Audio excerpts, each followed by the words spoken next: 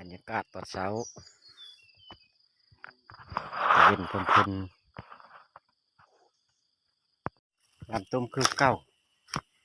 ใช่ไม่ใช่บ้านเก่าอีกที่ได้คือบ้านเนี่ยบอกยามเลยยามได้ใช้ตุ้มหาล่ะในเจ็ด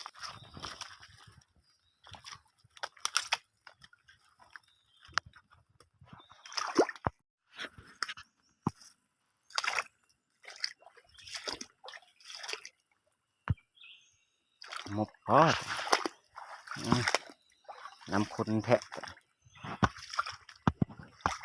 เห็ดได้งูถือคือเก่าขอเหยียบมันก่อนนะ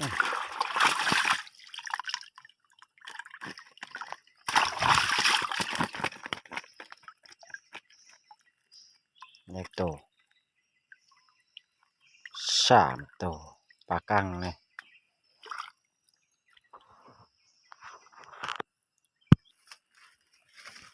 มาล่างที่2ได้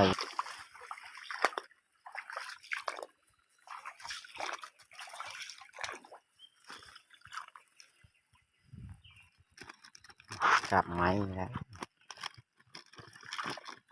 โอ้เห็นแล้วตัวนี้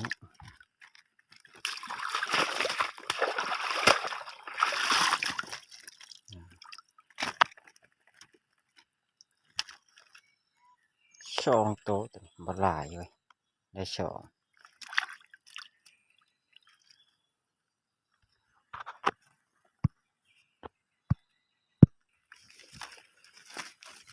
มาหลักที่3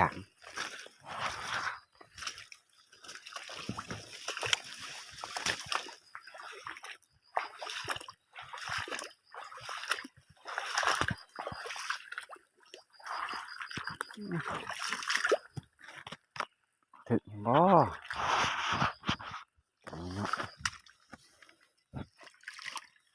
โอ้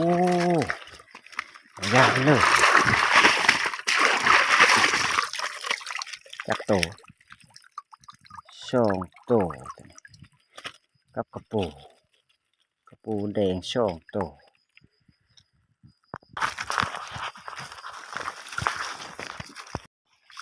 โอ้ยฮะไก่ตัวนี้จะไปทึกงูแล้วกันเฮ้ยมายังอันนี้หอยนะโอ้โหลดได้นี่อ๋อทั้งหอยทั้งกบทั้งกระปูแดงโอ้มาแล้ว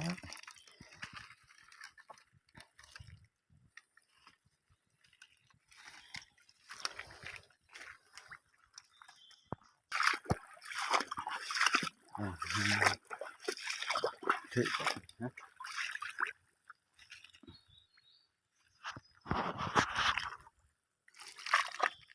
มายังโอ้ขาวๆหรือเปล่าแต่เห็นเนาะโอ้ตัวนี้เตรียมตุ้มอันเนี้ยจุดอัด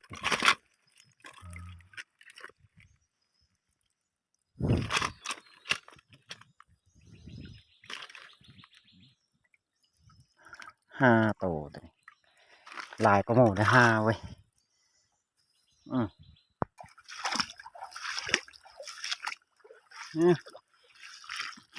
เกือบกายได้หลังนี่เนาะหลังอีกเว้ยเนี่ยวะเราตะกุ่งเว้ยจะโตตัวนี้2 ตัวหลายเนาะได้2 ตัวเชื่อนะเชื่ออยู่พี่เนาะเชื่อเดี๋ยวมันหาแล้วนั่งเว้นนะ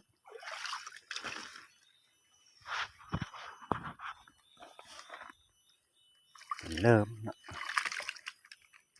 โอ้โห อัดเป็นโตตัวนี้3 ตัวมานยังไงหลังเนาะ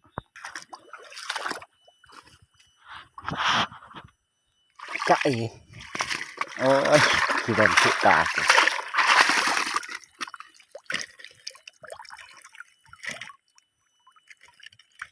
2 ตัว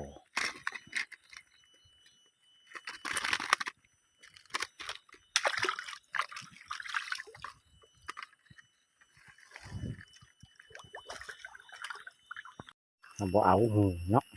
ปล่อยไป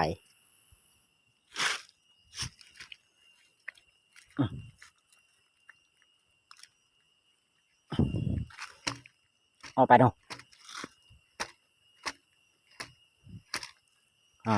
โอนเอาไปแล้วนี่โอ้ใหญ่เลยโอ้กินกบกันหลายเพิ่นปล่อยตัวไปย่างเลยกบตัวเดียวอ๋อกบ5 ตัวมันกินเบิด